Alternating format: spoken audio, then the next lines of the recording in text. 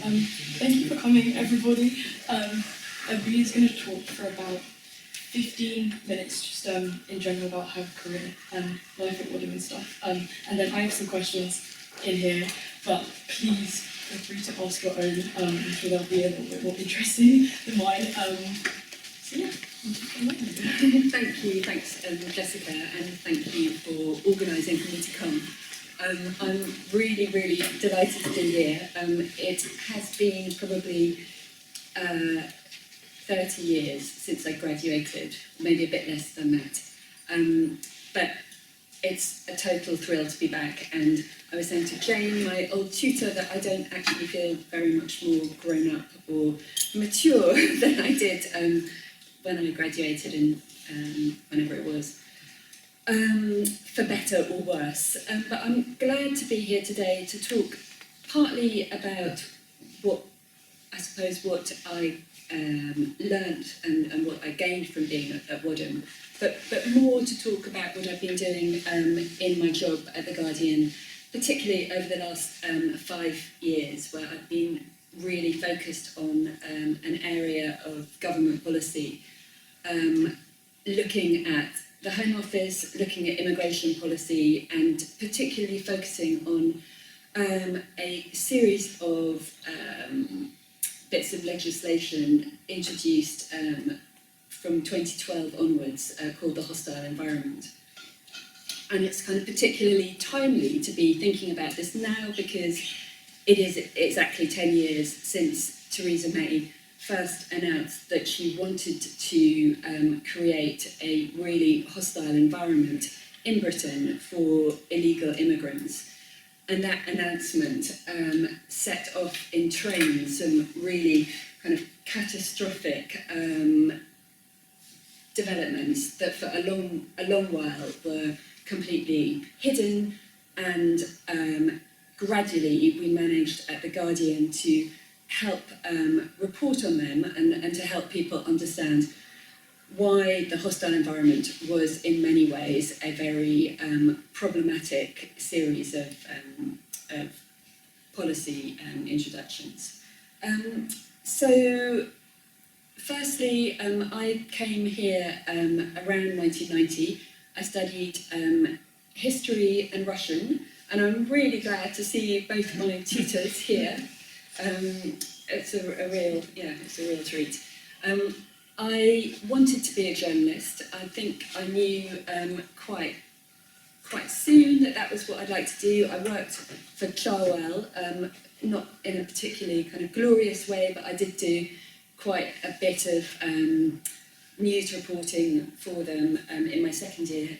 And then when I went to Moscow, when I went to St. Petersburg in my third year out, I worked for a Russian newspaper for quite a lot of the time, possibly to the detriment of other studies, but it was a very, very interesting experience. And I left university and briefly did a postgraduate at City University that does journalism masters, but I dropped out, got a job and worked briefly for The Guardian, spent some time as their Moscow correspondent, and then I spent a couple of years as deputy foreign editor and a few years as Paris correspondent. Then I left The Guardian, I worked for the New York Times in Delhi, and came back to The Guardian about 12 years ago, where I was taken on as a reporter, but without a job title. So that my role was really to come up with interesting ideas and to write features. Gradually, my role at The Guardian has changed so that what I mostly do is look at government policy and write about how it impacts on the people that it's been written for, the people it's been developed for. So it's not exactly kind of political reporting, because I'm not reporting on what goes on in Westminster, but I am looking at government initiatives and kind of trying to see how they play out on the people that they've been designed for. So over the last few years, it could be anything from health policy to looking at how the benefit system has been reformed with a view to cost cutting. And usually the way that I'm working is by talking to people about how they have been impacted by various bits of government policy. And I've moved really over the last 5 or 6 years to looking at Home Office policy and immigration policy. And I think I started looking in detail at that with the 2015-2016 post-Syria migrant crisis. I spent quite a bit of time working from Calais, looking at some of the bottlenecks there with people trying to seek asylum in the UK and failing or having a very difficult time trying to get themselves to a place where they could claim asylum. And somehow this work at the end of 2017 morphed into something that became an investigation, but at the start of it I didn't really know that it was going to become an investigation. So the key issue that I've been looking at for the last 4 years is a scandal that we now call the Windrush Scandal. It's a complicated kind of Home Office catastrophe that is hard to understand, and in a way that is part of the reason why it was hidden for such a long time.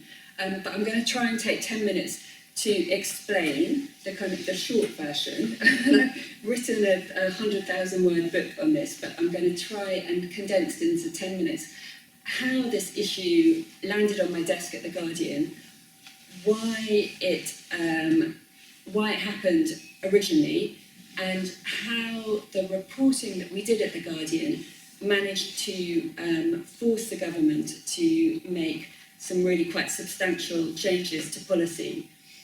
And the reason why I like talking about this is not so much to say how marvellously The Guardian did in kind of bringing this to public attention, but really to show that journalism can be a very kind of powerful and positive force for good when everything aligns in the correct way. So, to remind you, the Windrush Scandal was a Home Office disaster whereby thousands of people who had arrived in the UK entirely legally were wrongly classified by the Home Office as being illegal immigrants. And because of the hostile environment and the series of policies that Theresa May had introduced as Home Secretary, because of this kind of backdrop of a much more hostile environment for people who were unable to prove that they were here legally, thousands of people found themselves either struggling to keep their employment because they couldn't prove that they had the right to be here.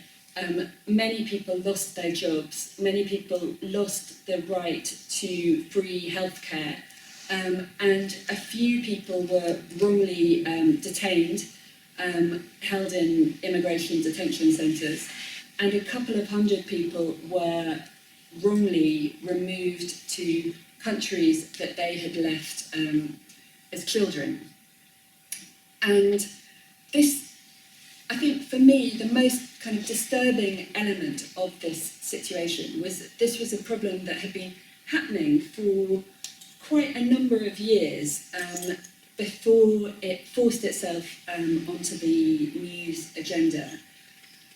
And the process by which it kind of came to the news agenda is kind of salutary in a way, because on the one hand it shows that the power of getting unheard stories onto the front pages and how that can change government policy.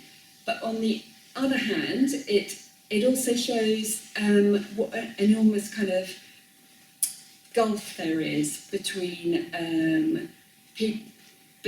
people who are experiencing very difficult situations with kind of bureaucracies like the Home Office and the news media kind of over here, which isn't always incredibly nimble or agile at listening to those problems. So the process by which this unreported on problem became a front page story is both kind of inspiring but also quite thought-provoking and worrying, because it almost didn't get exposed. So the way that it first came to my attention was through an email, and I'd visited in about 2016 or 2017 a refugee charity in Wolverhampton as part of a completely separate bit of reporting. I'd left a card, I think. I'd had an interesting time talking to people in Wolverhampton about the work that they were doing with asylum seekers then there. And about 18 months later, I had an email from one of the people I'd met there asking if I might be able to write an article about one of their clients who they were very worried about because she had been arrested and was being held in an immigration detention centre near Heathrow, and was being told she was on the point of being deported back to Jamaica, which was a country that she'd left as a 10-year-old. So this woman, Paula Wilson, was at that point 61. She'd lived in Britain for 50 years. She'd had a child and a grandchild here. She'd been paying taxes in the UK for decades. She had worked for a while as in the House of Commons as a canteen worker, and she had ostensibly done nothing to provoke the Home Office to arrest her and tell her that she was going to be deported back to a country she'd left as a 10-year-old. So on the face of it, that seemed like an issue worth following up. In my kind of work inbox, I've got something like 75,000 unopened emails, and sometimes it feels a bit like it's a kind of non-stop onslaught of emails that you have to kind of think about, work out which ones require following up. But the subject for this email said something like deportation of a woman who's lived in the UK for 50 years. So on the face of it, it felt like a story that needed to be reported. And by the time I was able to... The woman was given a kind of 24-hour last-minute, 11th-hour reprieve with the intervention of her MP, whose name escapes me, but who's a former Wadham alumni as well. Do you know who I mean? She's... Anyway, she was a Wolverhampton South MP. She's left us. Emma Reynolds. Emma Reynolds, exactly. Yes, Emma Reynolds helped to stay the deportation, and she was released from detention and was allowed to go home, but was still being told that she faced imminent deportation. So I went to interview her to try and find out why it was that the Home Office was threatening to deport somebody who was an entirely law-abiding British resident. And it wasn't immediately clear. I spent several hours talking to her, and we published a piece in The Guardian that just set out the very kind of peculiar mistake that the Home Office seemed to have made, because it felt hard to understand why, even from a kind of purely financial perspective, why the Home Office would want to spend money detaining somebody in a detention centre. It's a very expensive thing to do. Somebody who was clearly not violent or no threat. Anyway, we published this article, and immediately I began to get calls at The Guardian from other people who said that they knew people who had been similarly treated. I think a couple of days later I went to meet somebody who had just been released from detention after being held for 5 weeks, who was also fighting threat of deportation and who'd also been in Britain for over half a century, having arrived here as a child.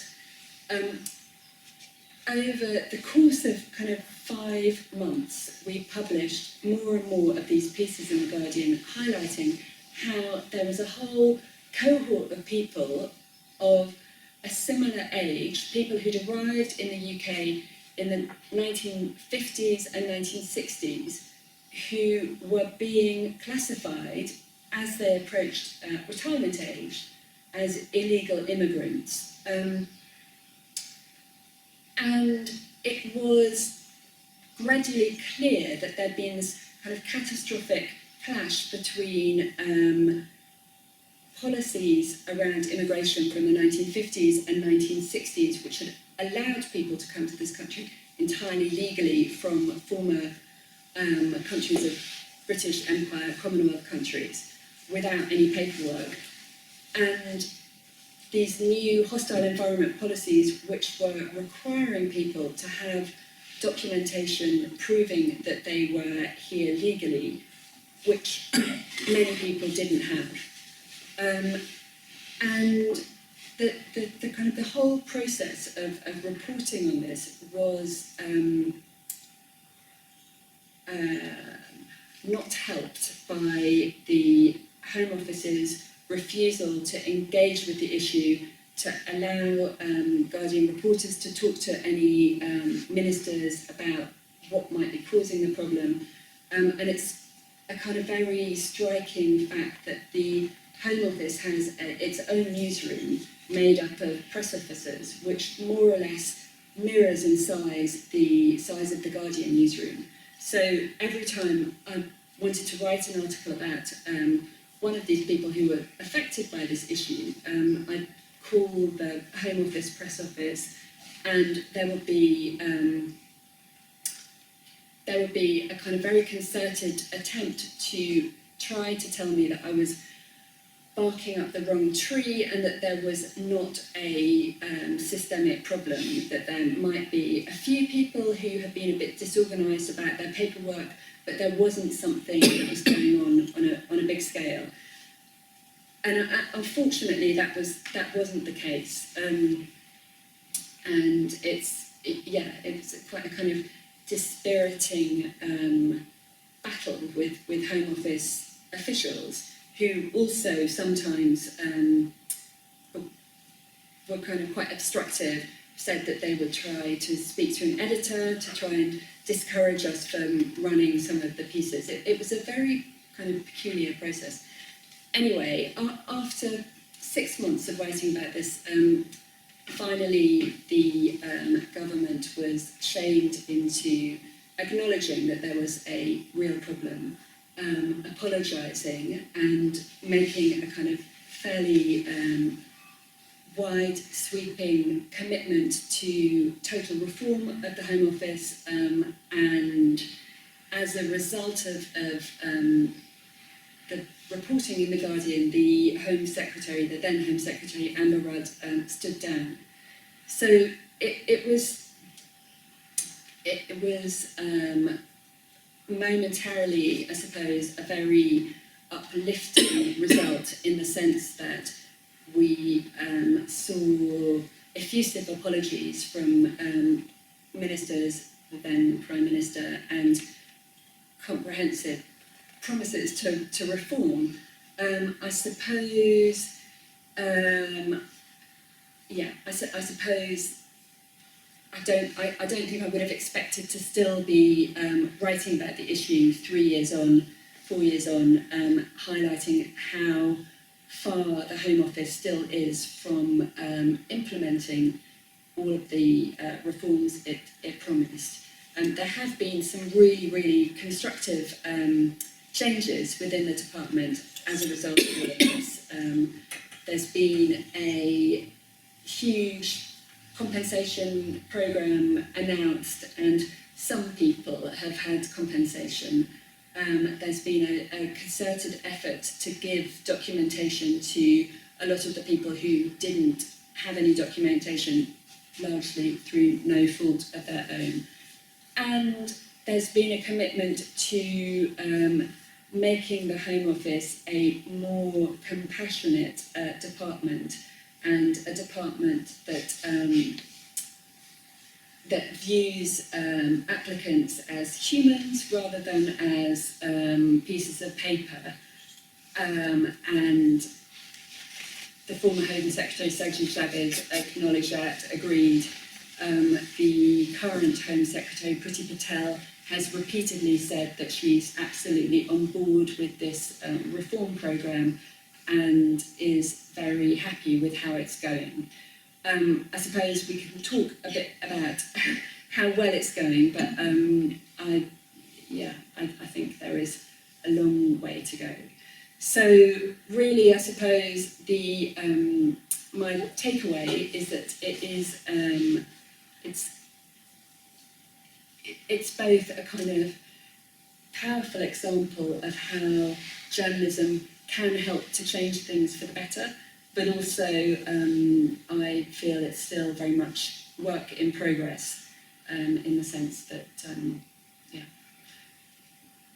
we're still battling away to try and get the promised reforms. I think that's everything that I want to say, but I'll answer questions, and having left my notes there, I'm worried I may have left out some of the crucial explanatory chunks, but I can certainly answer any questions that you might have. I think we should give you a round of applause. Any other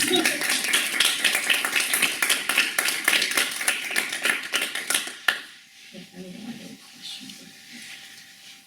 Is it just what you were talking about the article of complacency, not compassion? Like in it, you're kind of weighing up whether the lack of reform is due to bureaucratic problems or apathetic policy, and just kind of where would you apportion the blame if you had to sort of place it in one category of that?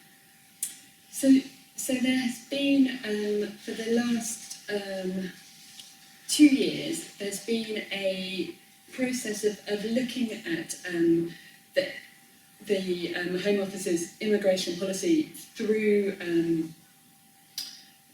a kind of an independent research.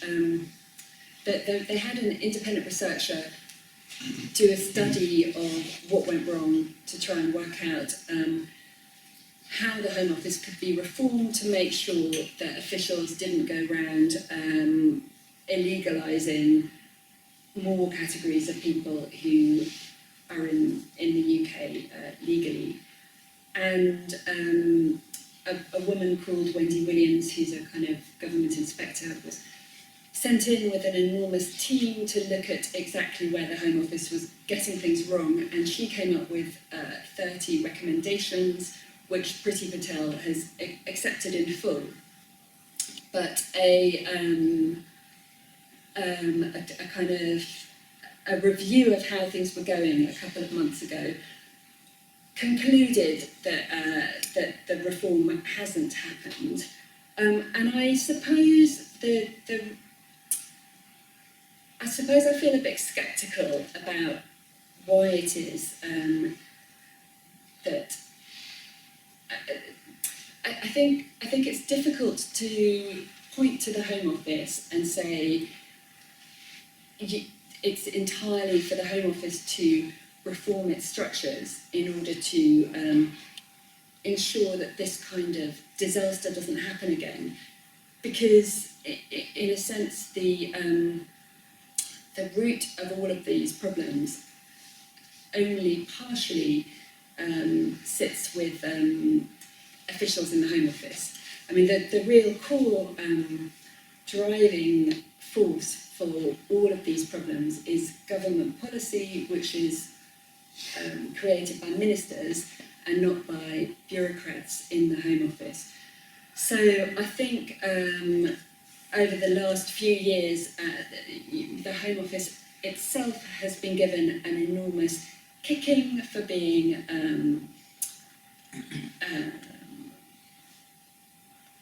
on feeling in the way that it treats a lot of applicants. But the reason why civil servants in the Home Office are processing people according to, in one way, is because that's where the political direction has pointed them to. And it's kind of not tremendously surprising that there's an absence of compassion in the Home Office if the core legislation that underpins the hostile environment hasn't changed, and none of that has been repealed, despite a number of government commitments to review it and to analyse again the extent to which it's offering even value for money, let alone That's interesting. Yeah, because you can't really reform without government oversight, really. I mean, I think if you were able to invite Priti Patel to talk to you, I think she would wholeheartedly say that there has been some reform, but it's difficult to see her being successful in her kind of stated aim of making the Home Office a more compassionate institution if, in the same breath, she's determined to continue announcing policies on asylum seekers that point in a completely different direction. And it is really remarkable that almost every policy announcement about how the government really wants to learn the lessons of Windrush and to make sure that it's going to have a more thoughtful approach to individual applicants. Almost every announcement of that sort is kind of coupled with an announcement saying that the government is thinking about new ways to sweep back small boats in the Channel using naval frigates to kind of get them to go back, or that it's experimenting with setting up processing centres first they were discussing Albania, then the Ascension Islands, St Helena, and they finally now settled on Rwanda. So there's a real dissonance, I think, in the way that the Home Secretary talks about her policy vision, and I think sometimes it's as if she's looking towards kind of Newsly eating sandal wearers of The Guardian on one side, and then the Red Wall electorate on the other side with a completely different message. Kind of I've talked at the beginning about being a voice for the people these policies are impacting. Just how difficult is it to speak to someone like Paula Wilson, for example, and sort of have to hear such an emotional story, but then also look at it with quite a journalistic approach of how that's going to come across in print? Yeah, I think that's a really good question, because it's definitely one of the hardest elements of my job, because in order to write an article that is likely to be impactful,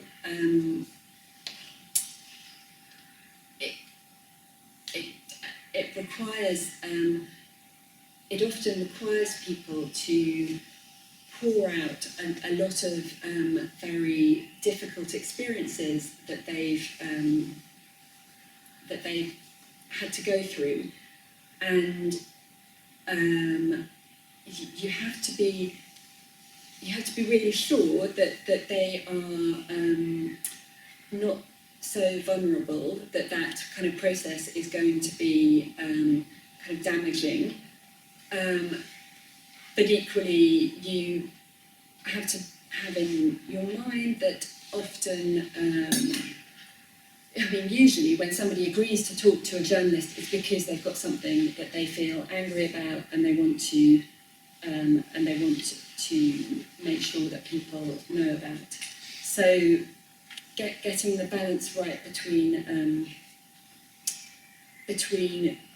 being kind of sensitive to people's vulnerabilities, but also allowing people to use the kind of the medium of a news organisation as a way to be heard is difficult. But I think I'm probably I probably got much better at doing it over the years. So I'm always at the beginning of an interview very clear to take quite a bit of time to explain what the interview is for. It sounds kind of stupid, but I think most people who are interviewed by newspapers, it will be the first time. They won't necessarily understand all of the implications. So you have to say, if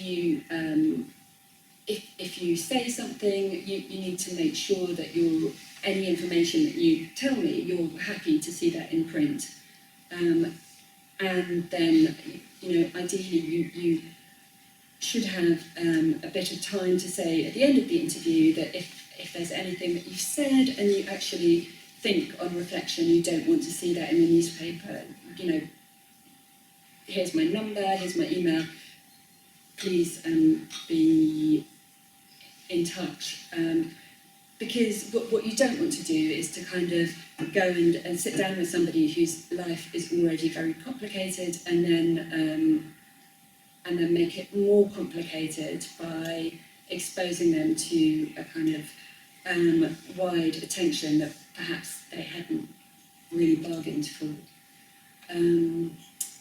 But in this instance, it actually was a lot easier because the enormous Home Office press office that kind of works in a way that is not always tremendously helpful from a kind of news gathering purpose and perspective. It also often with these kind of immigration stories has a very kind of rapid reaction force unit that bends over backwards to help people sort out their problems the moment that there's any suggestion that they might be in the news.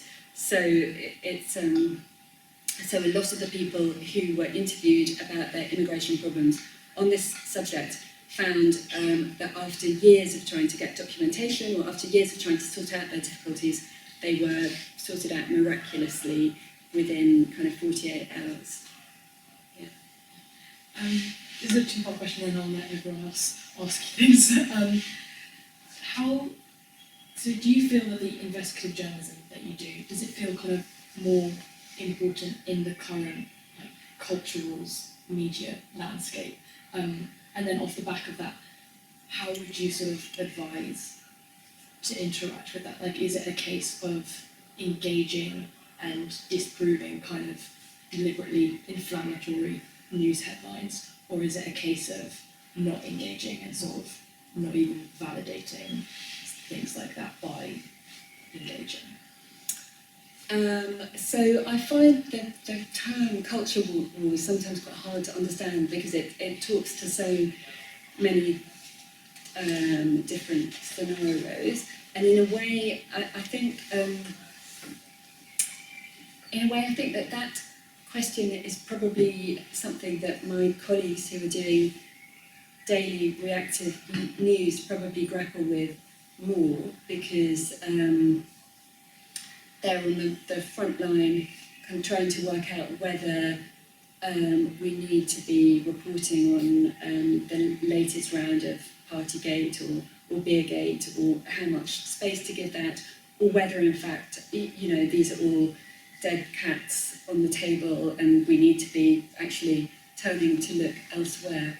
But I think that I'm really helped in being able to step away from the daily news treadmill and to look more at doing longer term kind of investigative things that by their nature mean that I'm not racing around after, you know, daily announcements or new revelations in whatever, whatever scandal it is in Westminster. Yeah. Thank you so much. Do you want to ask a question? That would be wonderful. Or I have some more here. Yeah. I feel like I'm slightly bored of my own voice, so if anyone would ask a question, that would be wonderful. Yeah. This is more just about journalism in general, but I know a lot of people say that it can be quite competitive and kind of cutthroat. So is that something that you found as an issue when you were sort of getting into journalism, and do you think it's a valid concern for someone to have if they're kind of like thinking about a career in journalism? Yeah,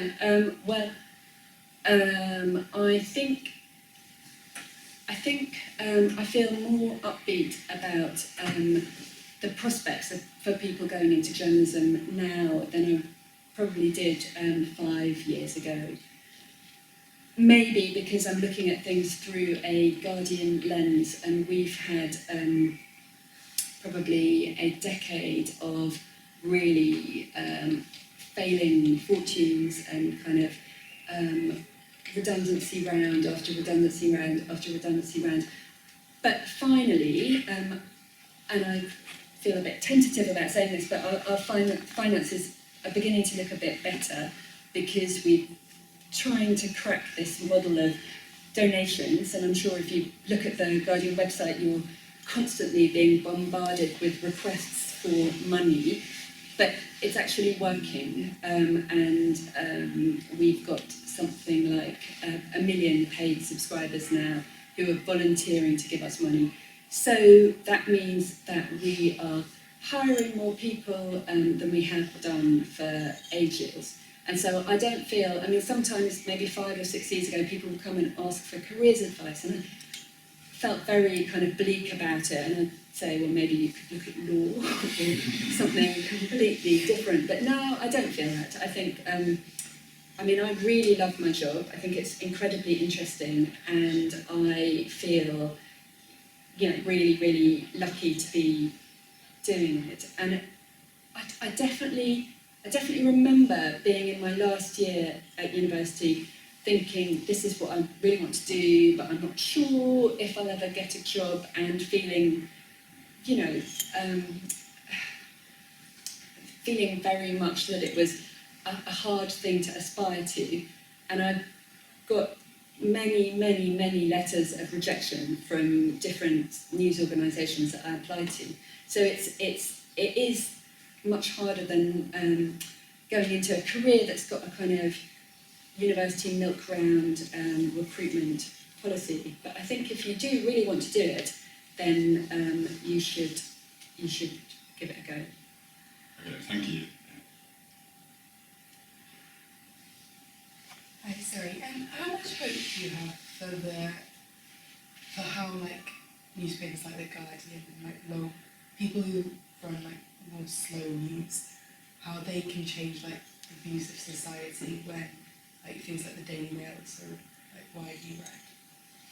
Yeah, it's a really good question. I feel that a lot of the time that we are writing for a already converted audience. Although I think in a way that the online presence of The Guardian and the fact that we don't have a paywall makes me feel a bit more optimistic, because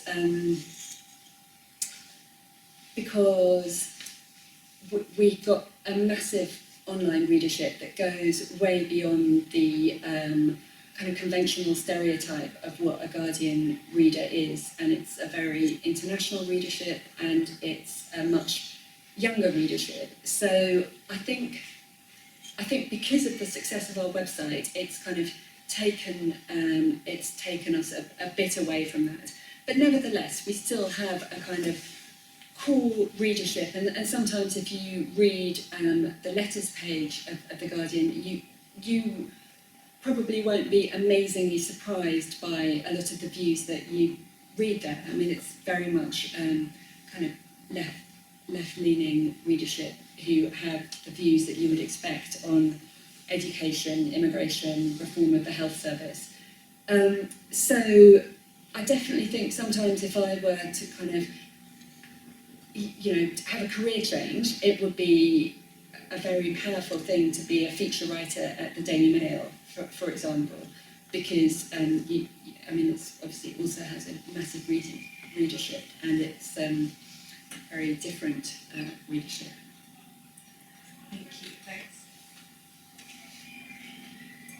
I was just going to ask, in terms of how do you deal with the kind of, the issue of people really caring about something for a week and then just kind of it'll never come up again? How do you approach trying to keep people interested?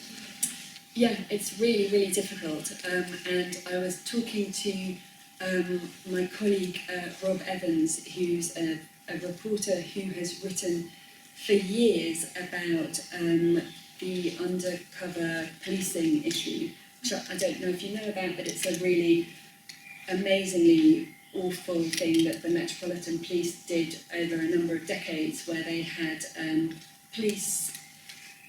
undercover police who were spying on mostly left-leaning environmental activists, kind of liberal groups. They spied on Stephen Lawrence's family, they spied on Greenpeace, and a lot of them were involved in relationships with women. And this is something he's been writing about for kind of 10 years, and there's only just now a tribunal hearing happening about it. And it's sometimes you feel you do have to keep writing again and again and again, and people's horror or outrage or fury gets triggered again just by some new development or some kind of weight of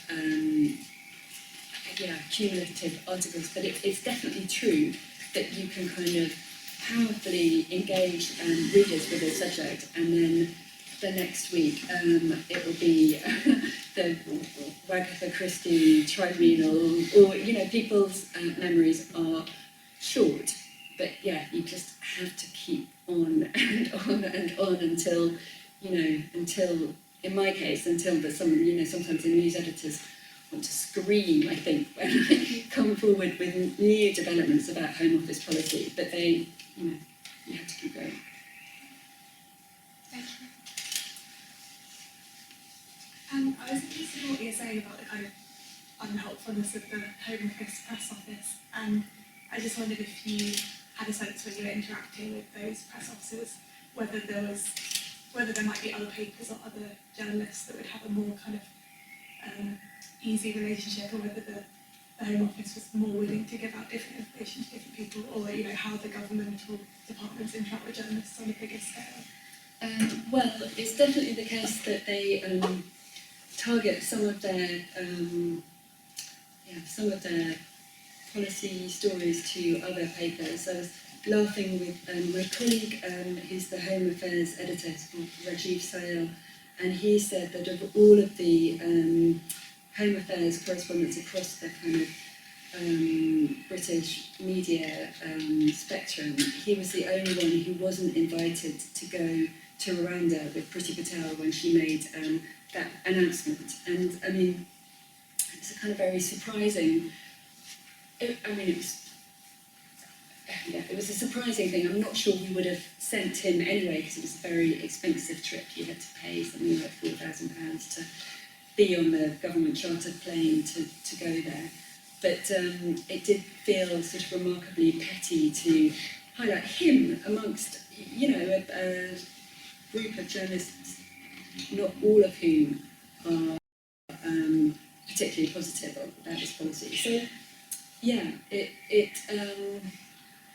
I know that colleagues on the Independent have had a very difficult time with the Home Office press office. I know that we are not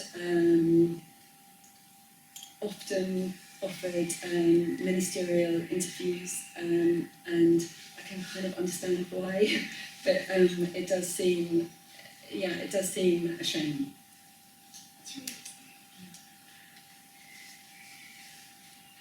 Hi, I thought it was really interesting what you were saying about the kind of early stages of your investigative journalism into what we now call the Windrush Scandal, and how in those early stages it was kind of difficult to, or you said that like lots of people came forward, but there was no sense at that point of this kind of massive collective experience. So I was wondering kind of at what stage in the process, first of all, it became obvious that this was kind of a systemic problem, and second of all, kind of when that term Windrush Scandal became a thing, and whether that was useful to you in like helping people kind of couple with the festivals or finding people with similar experiences. Yeah, really, it's a really good question because it came as a term. It was quite something that came quite late, and it was very, very helpful initially and has become quite unhelpful subsequently.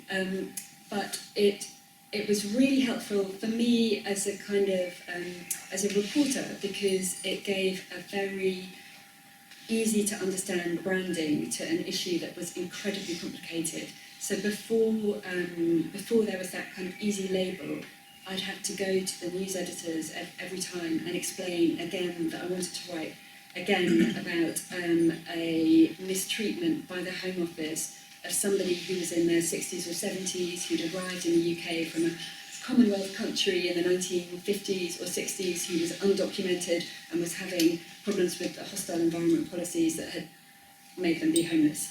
And it's, impossible to put that in the first paragraph, it's impossible to put that in the headline, and it was just kind of mystifying for people that didn't understand at all, or it just, it was very, very, it's a very sort of unappetizing beginning to an article, because you have to understand so many different elements of the issue. And it was really helpfully summed up by this term. And the term came about because a campaigner for, there's a man called Patrick Vernon who has for years been campaigning for the government to have an annual Windrush Day to celebrate the wave of migration that followed the arrival of the Empire Windrush, 1948, and he had been kind of in a very futile manner being launching petitions for years asking for the government to do this. And very cleverly he identified that although the people affected by the scandal were obviously not the people on the ship, but were the people who had come in that same wave of migration that came in the 1950s and 60s, he then launched a new petition for a Windrush Day to be done by the government, and somehow attached the Windrush generation to the scandal. And there is now a Windrush Day that was granted by the government and funded with something like £250,000 a year for money for people to celebrate as, which is quite nice, but it feels a little bit tainted because it was part of a kind of package of apologetic measures. I'm not sure how universally welcomed it's been. I can't remember what the second part of the question was. I think you kind of answered it a bit about at what stage that term kind of basically, but everything. So thank you. I guess there's a corrosive problem there, isn't there, that then people don't think about the connections between that issue and all the other issues you've been writing about?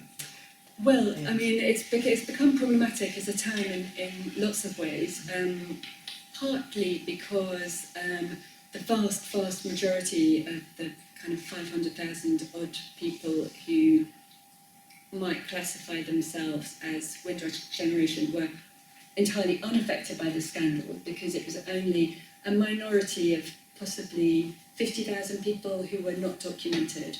And a lot of those people who've been unaffected by it have been very unhappy at the sort of negative connotations that the term has attracted.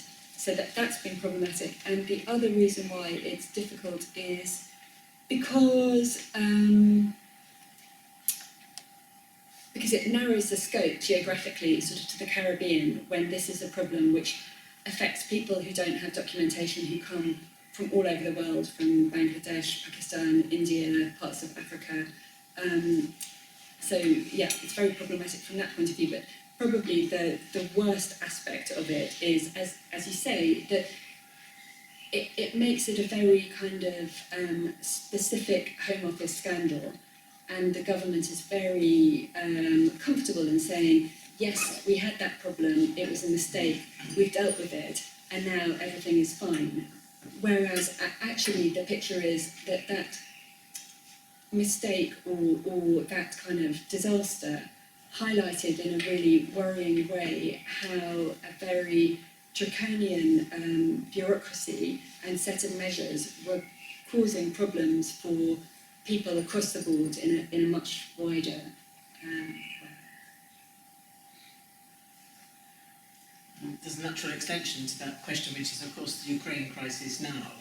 And those of us who've been wrestling with the extraordinarily tortuous system that's being put into place with, you know, visa applications that you fill in are then followed by a document uploading procedure which is sent to a commercial partner, so that immediately the applications are separated from the documents. The government helpline is run by a French company which isn't allowed access to data but on security grounds. The design of the visa application is ludicrous. You have 12-year-olds who've escaped from Mariupol being asked if they're terrorists, and adults being asked how they can prove that they have good character. It seems extraordinarily incompetent, and I just wondered to what extent it is simply incompetence, or whether, I mean, where would you see the balance between utter incompetence, really poor management, poor design, poor thinking through of how a system might work, even though they've had to do it quite quickly. They haven't solved the problems which have emerged already now several weeks ago.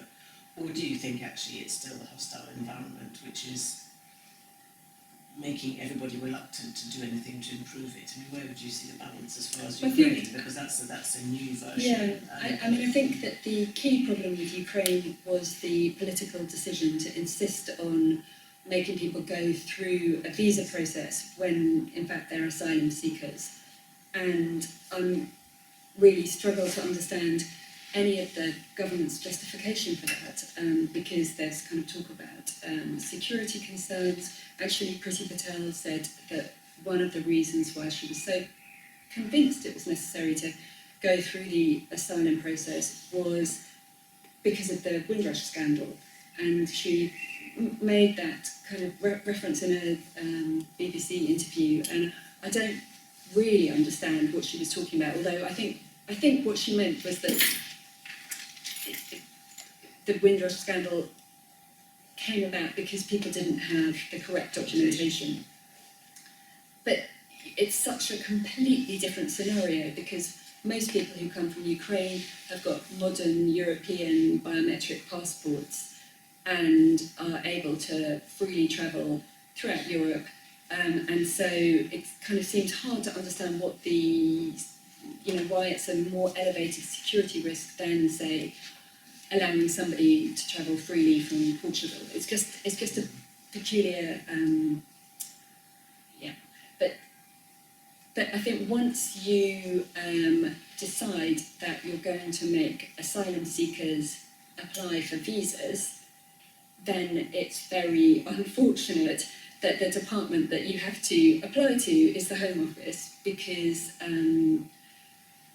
firstly, and this would be true of any department, they weren't geared up for applications to suddenly come in from 80,000 people. And so, you know, I mean, I think that the core problem is the political decision to insist on visas. But it is absolutely the case that investigation after investigation of the Home Office has highlighted that elements of it are not fit for purpose. And there are aspects of that form that are just kind of surprising. And the fact that I don't know whether there is now a translation into Russian or into Ukrainian. But for a long time there wasn't.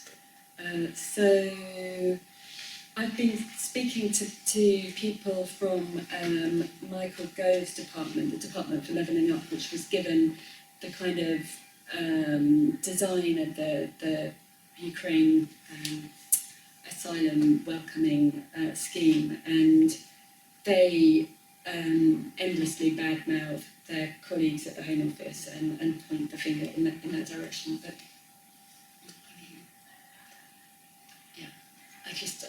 I just think that it's not a great situation to be in when you've got a crisis on the scale of the crisis in Ukraine to be demanding that people apply for visas and apply for visas from underground shelters in Mariupol.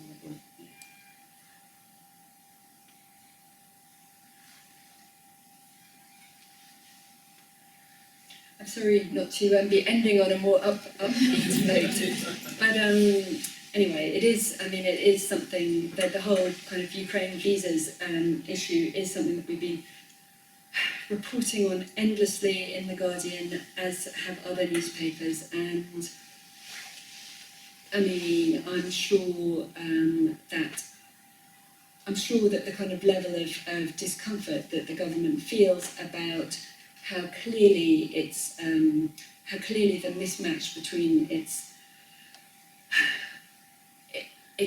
kind of stated aim of wanting to be welcoming is at odds with the reality. I think that is a constructive service which journalists are providing, because even if it's kind of just nudging officials to translate the visa forms, or nudging officials to put a few more officials in the visa application centres in Central Europe, I think that kind of scrutiny of where things are going wrong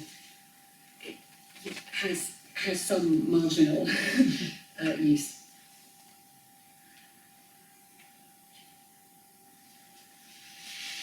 No other questions then. I would like to give you a clap again, please, because that was wonderful.